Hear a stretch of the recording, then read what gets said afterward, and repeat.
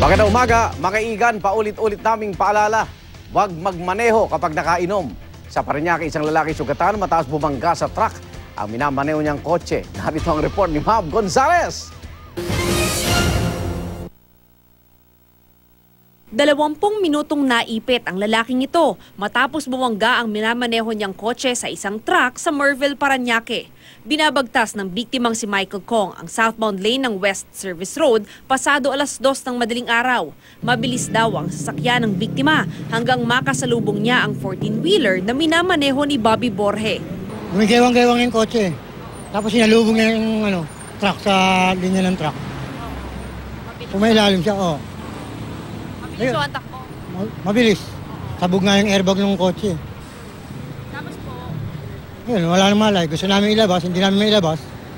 Pinabayaan namin. Tawag kami ng 117. dahil yuping-yupi ang unahan ng kotse, pahirapan ang paglabas sa driver. Gumamit din ng spreader and cutter ang mga rescuer para mailabas ang biktima na halos 20 minutong naipit ang paa. Nagdulot ng traffic sa kahabaan ng West Service Road ang aksidente. Natagalan kasi bago na ito ang kotse. Nang mailabas na sa kotse, dinala agad sa ospital ng driver. Aminado naman ang driver na nakainom. Samantala, nasa kustodiya na ng Parañaque Traffic Management Office ang driver ng truck para imbestigahan. Ito ang unang balita sa Parañaque. Mav Gonzales reporting.